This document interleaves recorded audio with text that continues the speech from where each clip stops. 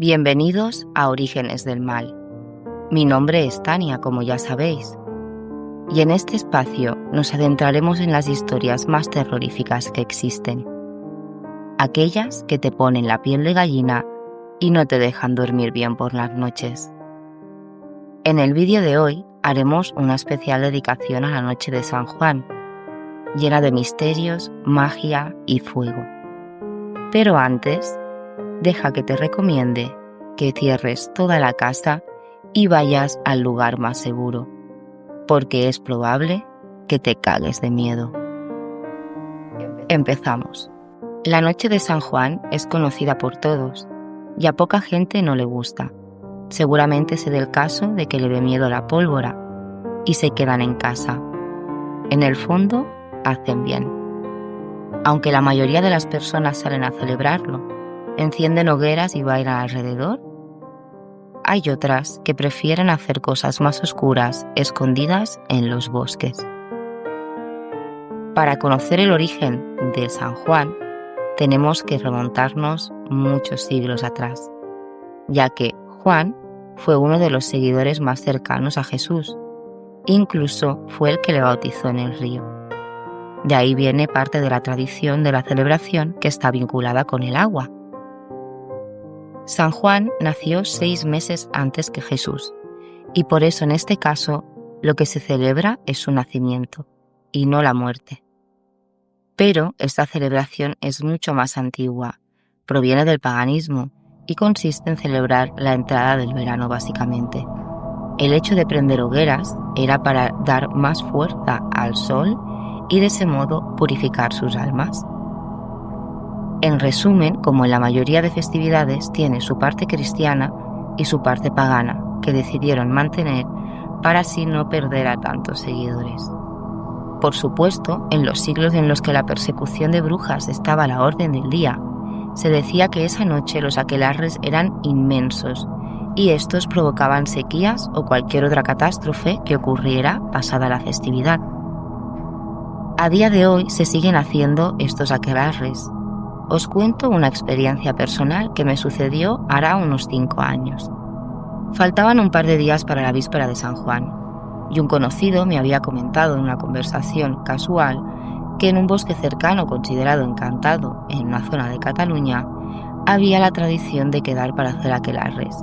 Esto era un grupo reducido de personas y los días previos a la víspera de San Juan se dedicaban a organizarlo todo y hacer las preparaciones. Más tarde, en otra conversación con otros amigos, nos venimos arriba y decidimos que sería buena idea ir a echar un vistazo.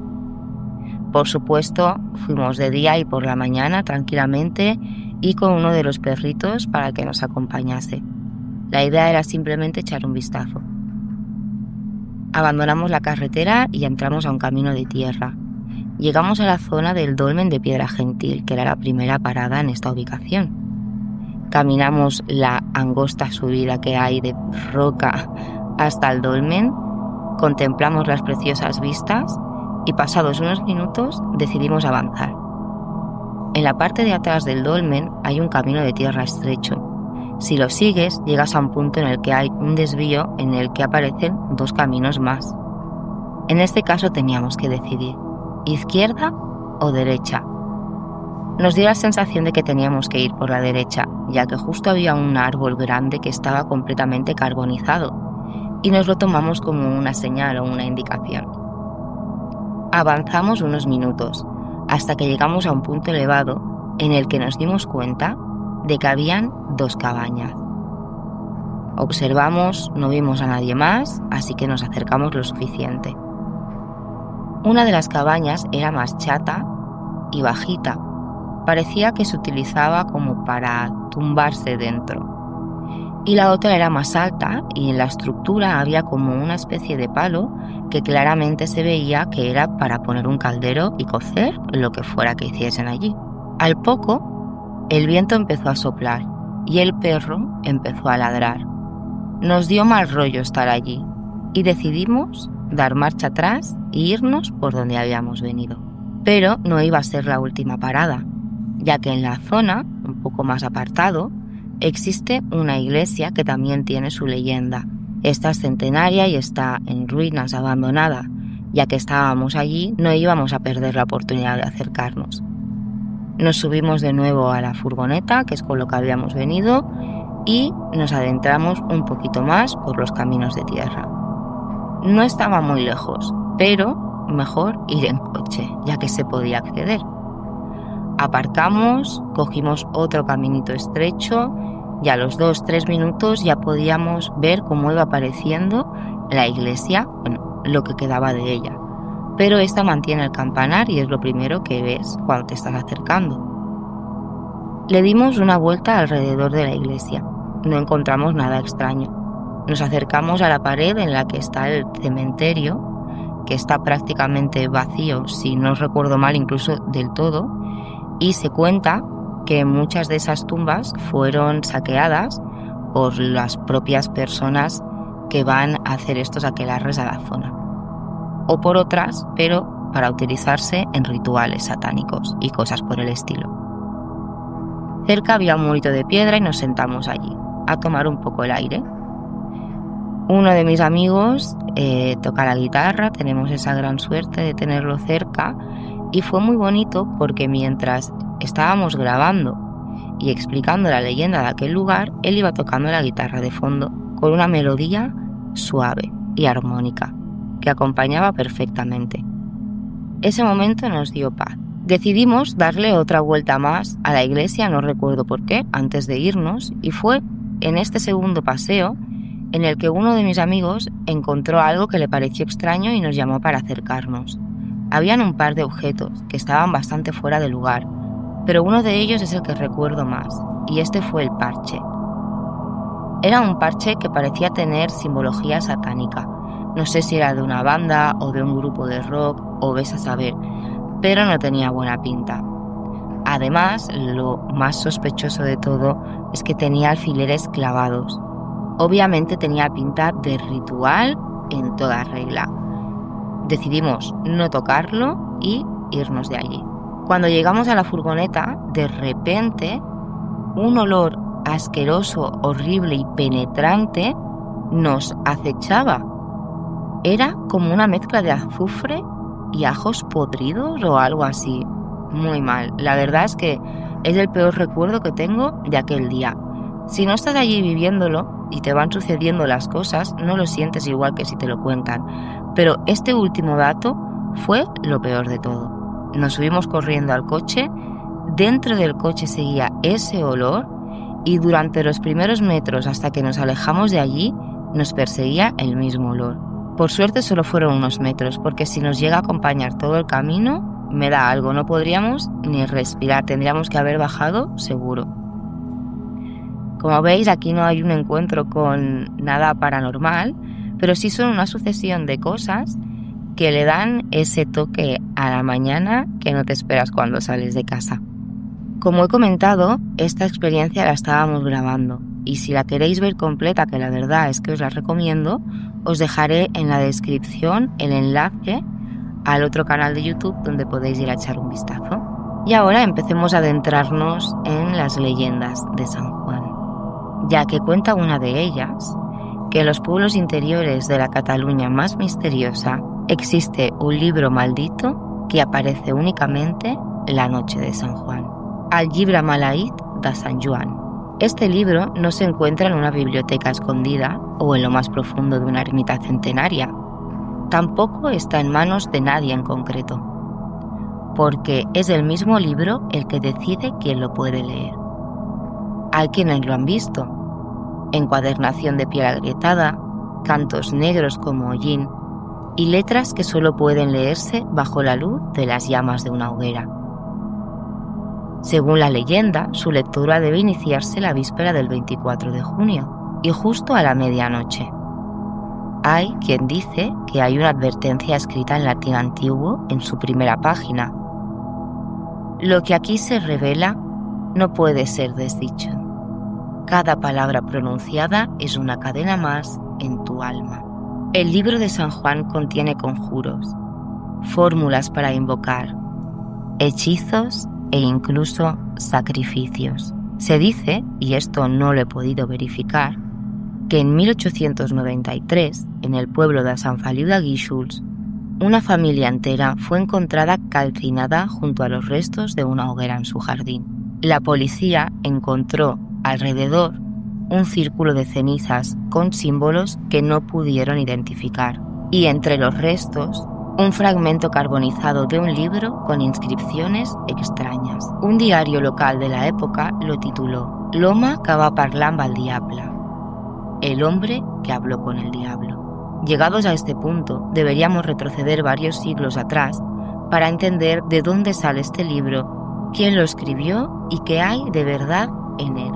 En Cataluña lo conocemos como el Llibre Maleït de Sant Joan, pero este ha recorrido muchas regiones y el nombre más común es el Libro Maldito de San Juan o el Libro Maldito de San Cipriano. ¿Quién era Cipriano? Cipriano nació en Cartago en el 210 después de Cristo. Este fue criado en el paganismo y ejerció de abogado durante un tiempo. Hasta aquí todo normal, pero también tenía una faceta un tanto especial, y es que era mago. Con los años, este acabó convirtiéndose al cristianismo y fue sacerdote y más tarde obispo de Cartago. Este terminó siendo perseguido, encarcelado y ejecutado por orden de Valeriano el 14 de septiembre de 258, a la edad de 48 años, y convertido en santo y mártir. Pero como veis, no fue él quien escribió el libro, aunque era mago, aparte de obispo, y aparece su nombre en la portada. Avancemos un poco en el tiempo. De acuerdo con la versión legendaria, en el año 1001, y siendo la noche de Walpurgis, esta se celebra en abril, es muy parecida a San Juan y está vinculada con las brujas. El nombre procede de una monja inglesa del siglo VIII que fue venerada en Alemania por su intersección contra la brujería. Más adelante se pasó a junio para que coincidiera con la celebración del solsticio de verano. Volviendo al tema, la cosa es que un monje alemán llamado Jonás Sufurino tuvo contacto con los espíritus superiores de la corte infernal. Esos seres le entregaron un libro escrito en pergamino virgen con caracteres hebreos, llamado el Libro de San Cipriano, tesoro del hechicero. Esto se lo entregaron en las cercanías del monasterio del Monte Brocken, que en la antigüedad sirvió como lugar de reunión para los aquelarres más grandes de brujas de Alemania. El libro es considerado maldito, debido a los poderes que otorga y las consecuencias negativas que puede traer a quien lo posee, como la locura, la desgracia o la condenación eterna. Este contiene conocimientos de magia negra, ocultismo, nigromancia e incluso de magia egipcia. Al ser mencionado en textos de ocultismo, se ha asociado con prácticas mágicas, obviamente, por lo que se considera maldito. La leyenda de San Cipriano ha sido transmitida a través de generaciones e inspirado diferentes versiones y adaptaciones en diversas culturas. Es decir, a día de hoy puedes conseguir copias. Pero, ¿tú qué harías si de repente se cumple la leyenda del Llibre Maleït de Sant Joan y aparece esa noche de repente en tus manos? ¿Lo leerías? Ahora vamos a conocer un caso real sucedido en Chile y que está vinculado con este libro maldito. El sur de Chile es una tierra de belleza salvaje, bosques que parecen no tener fin y una niebla espesa que guarda secretos que el resto del país ha preferido olvidar. Y uno de esos secretos despierta cada año en una fecha concreta, la noche de San Juan. Entre finales de los años 70 y mediados de los 90, mientras la dictadura militar chilena marcaba el pulso del país, en los campos y cordilleras del sur comenzaron a circular rumores de desapariciones. Animales mutilados, fuegos encendidos en los montes y una frase que se repetía con voz baja en cantinas y fogones campesinos: se vienen los de la noche roja. La primera desaparición de este caso fue el 22 de junio de 1987. Un joven agricultor de 19 años, llamado Matías Cárdenas, desaparece tras salir a recoger leña antes del atardecer en un campo cerca de Río Negro, en Osorno. 2 días después, su cuerpo es hallado por carabineros sin vida en un claro del bosque. Lo extraño no fue solo la muerte. Este estaba tendido en el centro de un círculo con ceniza. Su pecho tenía símbolos grabados con una herramienta metálica. Junto a su cabeza, alguien había dejado una flor negra que no crecía en la zona. Y además, faltaba su corazón. El parte forense dictaminó hemorragia interna, múltiples laceraciones con instrumento cortante y extracción quirúrgica del corazón. Pero nadie fue arrestado y el caso fue cerrado como atentado de motivación desconocida. Con el tiempo y al analizar registros judiciales y testimonios de prensa local, se identificaron al menos 7 desapariciones adicionales entre 1985 y 1993, todas ocurridas entre el 20 y el 24 de junio. Algunas víctimas reaparecieron vivas, pero desorientadas, con cortes rituales en el cuerpo y una idea fija. Uno de los casos más extraños fue el de Elisa Mansilla, una joven de 17 años desaparecida en las afueras de Valdivia en 1990. Esta regresó 3 días más tarde, descalza, vestida solo con una túnica blanca y murmurando en un idioma desconocido. Elisa nunca volvió a hablar. Su familia decidió internarla y murió en 1998. En su habitación encontraron dibujos por todas partes hechos con su sangre y con simbología extraña y satánica. Círculos, triángulos invertidos y figuras con cuernos alargados. En 1999, un hombre que se identificó como J. Lobos, ex integrante de una secta en la zona de Pailiaco, declaró bajo anonimato en una radio rural lo siguiente: no adorábamos ni al diablo ni a Dios. Adorábamos al fuego, al poder, y cada San Juan ofrecíamos lo que pedía: sangre, miedo y silencio. Dijo que eran al menos 13 personas que operaban en diferentes secciones rurales de la zona y que utilizaban libros traducidos del alemán y simbología tomada de un grimonio llamado La magia roja de Sufurino. Según él, la noche de San Juan era la fecha del cruce, el momento en que la sangre caliente abre las puertas entre este mundo y el otro. Su testimonio nunca fue ratificado por autoridades y él desapareció 2 semanas después de hablar. Sobre el 1500, los libros relacionados con la magia oscura de Sufurino tuvieron alguna relevancia, ya que un mago conocido los reeditó y los puso a la venta. Por eso hay varias versiones a partir de ese momento.